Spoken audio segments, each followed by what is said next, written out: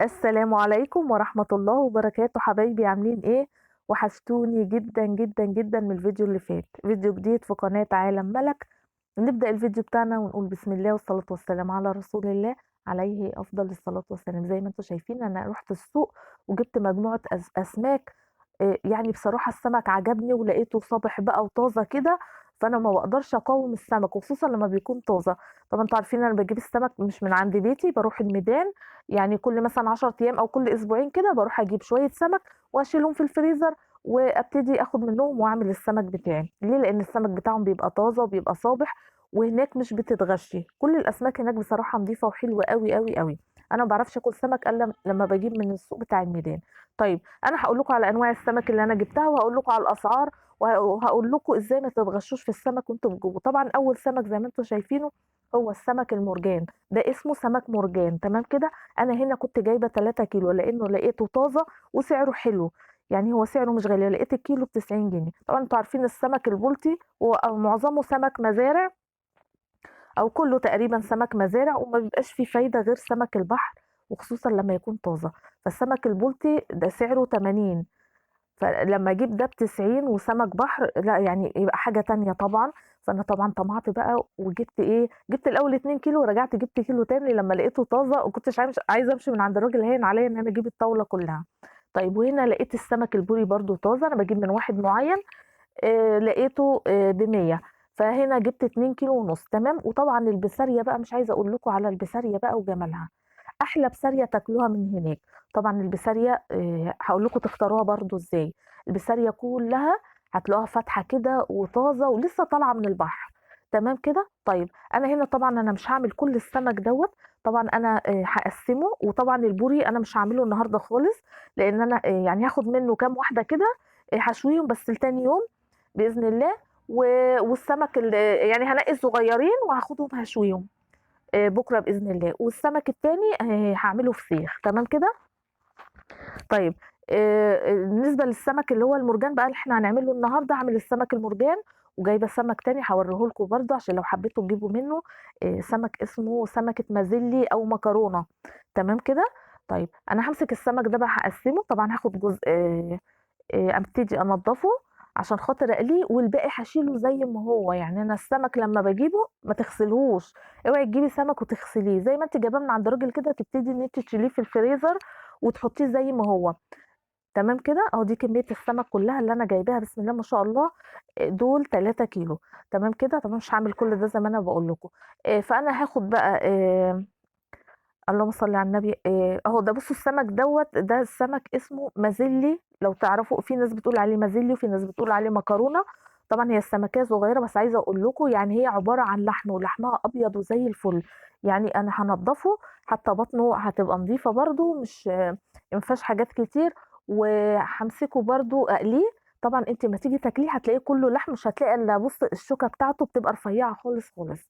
وادي البسارية، ده الأكل اللي أنا هاعمله النهارده والباقي زي ما باقول لكم البوري هاعمله فسيخ واشيل جزء للشوي والمرجان طبعًا شيلته في أكياس وحطيته في الفريزر، تمام كده. هنبتدي أول حاجة إن إحنا ننضّفها هو السمك المرجان. طبعًا إحنا بنقصه بقى كده زي ما أنتم شايفين بالشكل دوّة أهو، وهنبتدي بقى نشيل القشرة بتاعته بالمقص بقى أو بالسكينة، المهم إن أنتِ تشيلي القشرة بتاعته عشان لمّا تقليه ما يبقاش فيه قشر كده، تمام كده؟ أهو زي ما أنتم شايفين بالشكل دوّة. طيب إحنا بالنسبة للسمك لمّا نيجي نختاره أو نشتريه أو ننقيه يعني، هتلاقي السمكية وأنتِ بتجيبيها بتلاقي عينيها بتلمع كده، ما تبقاش عينيها فطسانة وداخلة لجوّه، لأ بتبقى عينيها يعني فيها لمعة كده ما تبقاش فطسانة. اللي عينيها بتبقى فطسانة ديّة وداخلة لجوّه كده دي بتبقى بايتة في التلج كذا يوم. تمام كده. إنما السمكية أمّا تبُصّي لعينيها وتلاقي عينيها بتلمع كده، بيبقى باين عليها إن هي لسه طالعة من البحر ولسه طازة.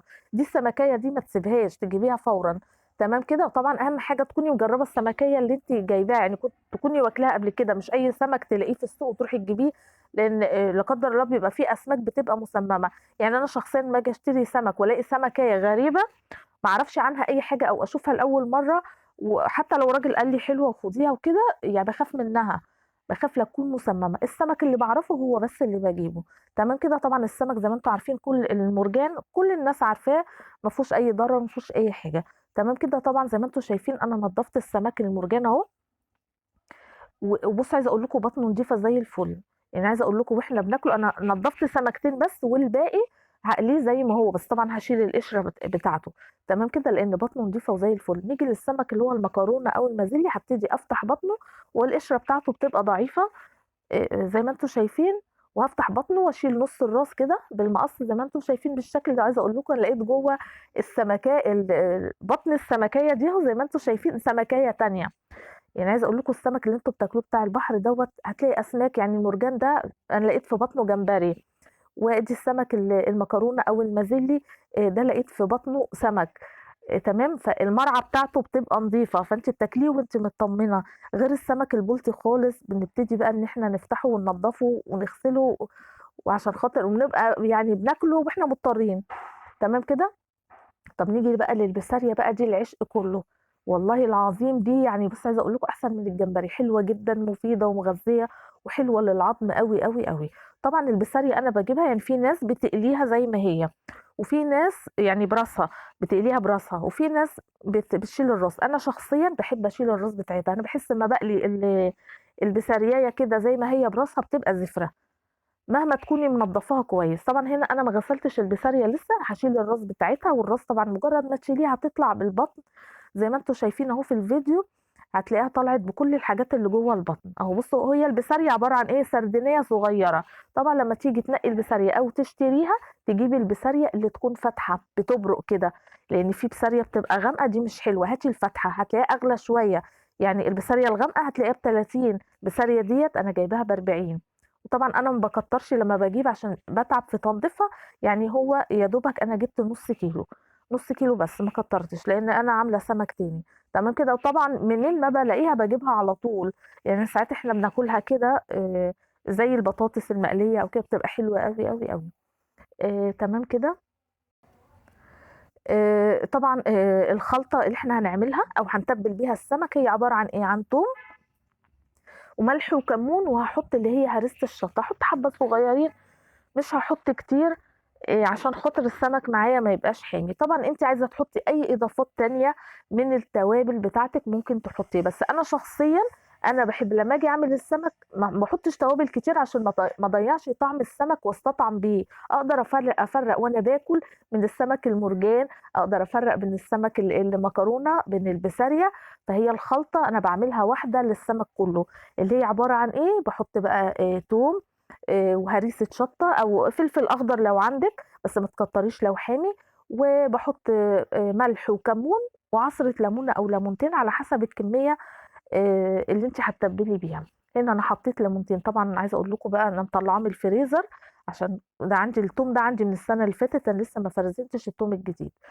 طبعا حطيت زي ما انتم شايفين شوية على البسارية، وابتدي أقلبهم وأسيبهم لحد لما يتبلوا، وشوية على السمك، وابتدي أقلبه مع بعضه كده، واسيبه برضو لحد ما ياخد ويدي كده بشكل ودي ويتبل. يعني هسيبه حوالي كده ايه نص ساعة، ساعة الا ربع، وبعدين نروح بقى على البوتاجاز بتاعنا ونبتدي نقلي السمك. بس قبل ما نقلي السمك طبعا هنحضر الخلطة اللي احنا هنقلي الدقيق بقى والنشا والحاجات دي. طيب انا معايا هنا شوية دقيق، هحط على الدقيق بتاعي معلقتين كبار من النشا. طب انا بحط النشا ليه؟ النشا عشان خاطر الزيت السمك ما يشربش زيت مني. تمام كده. دي حاجة.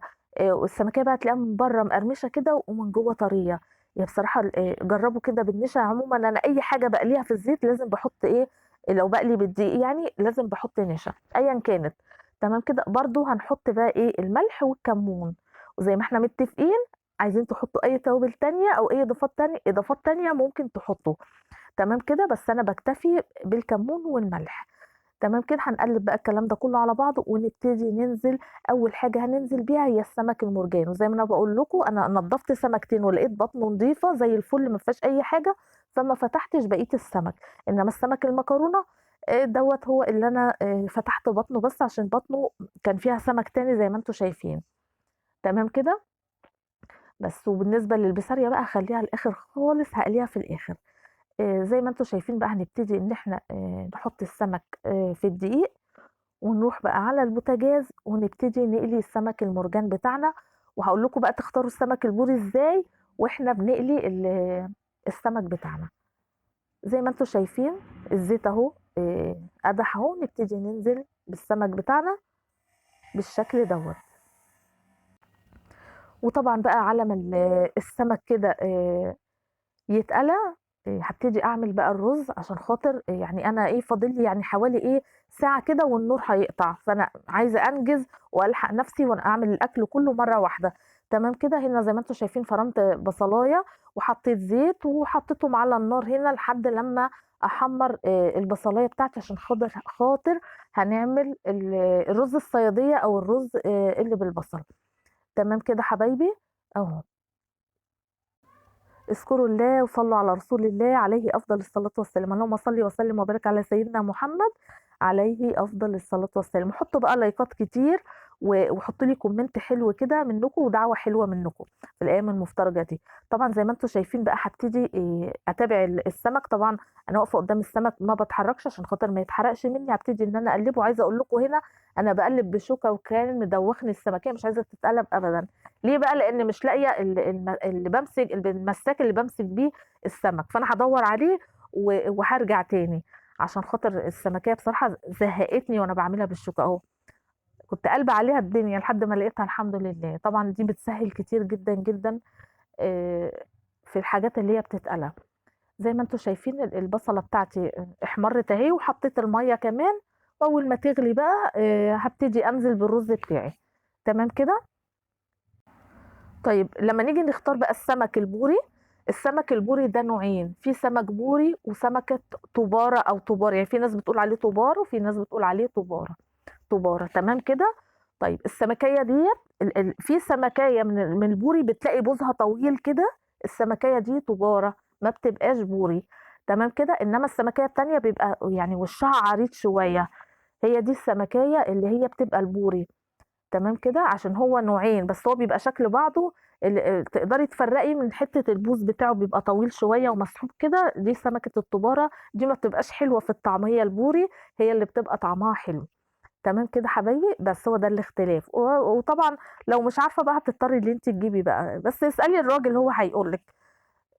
هنا زي ما انتم شايفين بقى هنبتدي ننزل في الدقيق بالسمك المكرونة بتاعنا اهو. واهم حاجه ان انت تنفضي الدقيق من على السمكيه عشان خاطر ما يبقاش فيه دقيق ياما في قلب الزيت. تمام كده. بصوا انا هنا الزيت غمق مني لان انا عليت النار. انا عايزه اقول لكم انا بعمل بسرعه جدا جدا، لان زي ما بقول لكم النور قرب يقطع وانا عايزه اخلص قبل. يعني انا عندي النور بيقطع من الساعه 3 للساعه 5، فانا دايما بحب اخلص اكلي قبل الساعه 3، لان انا بصراحه ما بعرفش اقف في المطبخ او اعمل اكل في الضلمه. تمام كده. هنبتدي نقلي بقى السمك المكرونه، ما بياخدش وقت في القليه. ونبتدي بقى نعمل البسارية بتاعتنا اهو. زي ما انتم شايفين طبعا البسارية بحطها بقى في الدقيق كده اهو بالشكل دوت. وابتدي بقى احط البسارية، يعني ما اخدش كده من الدقيق واقلي على طول عشان ما املاش الطاسة زيت. لا، تحطيه زي ما انت شايفه اهو في المصفى، بحيث شفتوا النور قطع اهو. بصوا ولعت بقى الكشاف بتاع الموبايل. زي ما انتم شايفين بقى كده ببتدي بقى في مصفى وابتدي انزل الدقيق الزياده في المصفى. وتخلي بقى البسارية كده مفلفله، يعني كل واحده بعيد عن التانيه ما تلزقش في بعضها. لما تيجي تقليها زي تبقى زي البطاطس المقليه، كل واحده بوحدتها. تمام كده. طبعا انا ما عرفتش اصور الباقي، بس طبعا انا قليت هنا البسارية وكنت خلصت طبعا السمك المرجان والرز كان استوى و... وقليت السمك المكرونه. هوريكم كل حاجه بعد ما استوت اهو. زي ما انتم شايفين انا بصور في الضلمه اهو. طبعا عايزه اقول لكم اسعد يوم في حياتي اليوم اللي باكل فيه سمك. اهي البسارية زي ما انتم شايفين قليتها. وعايزه اقول لكم المره دي انا عامله البسارية من غير بيض، لان ما كانش عندي بيض وولادي كانوا في الدرس ومش لاقي حد يجيب لي بيض. عايزه اقول لكم البسارية عملتها معاكم قبل كده وحطيت عليها بيضايه، فبتبقى طعمها احلى، احلى كتير كتير من غير البيض. ما بتبقاش قد كده زي اللي المحطوط عليها بيضايه. جربوا بالطريقه دي وبالطريقه دي. تمام كده. طبعا في ناس كتير هتستغرب تقولي انت ازاي بتحطي بيض على سمك. لا، هي طريقتها الاصليه الطريقه الاسكندراني، اللي هي بتحطي بيضايه مع التوابل ملح وكمون و... وفلفل اسمر، شويه فلفل اسمر عشان خاطر الزفاره. ملح وكمون وشويه فلفل اسمر. تمام كده، وعصرة ليمونة، وتقلّبي كل دوّة مع البيضاية، تكسري بيضاية واحدة وتقلّبي كل دوّة، وبعد كده تقومي نازلة في الدقيق وتفرفري بقى الدقيق كده في المصفى وتبتدي تقلي. عايزة أقول لكم بتبقى طعمها حلو أوي، أوي، أوي. بس هنا خلّصنا سمك المكرونة، خلّصنا البسارية، خلّصنا المرجان، وكمان الرز كمان خلّصته وباصوّر في الضلمة أهو زي ما أنتم شايفين. ويا رب بقى الفيديو بتاع النهارده يكون عجبكم ويكون خفيف على قلبكم. تنسوناش بقى بدعواتكم الحلوة في الأيام المفترجة دي، تنسوناش بقى في اللايك والشير والسبسكرايب. وادي الرز استوى أهو ومدخن، بس إحنا مش هناكل دلوقتي إلا لمّا النور ييجي بقى. يعني أنا هاسيب كل حاجة كده على الرخامة، وأول ما النور ييجي نبتدي إن إحنا نتغدى. أشوفكم بقى على خير في فيديو جديد، والسلام عليكم ورحمة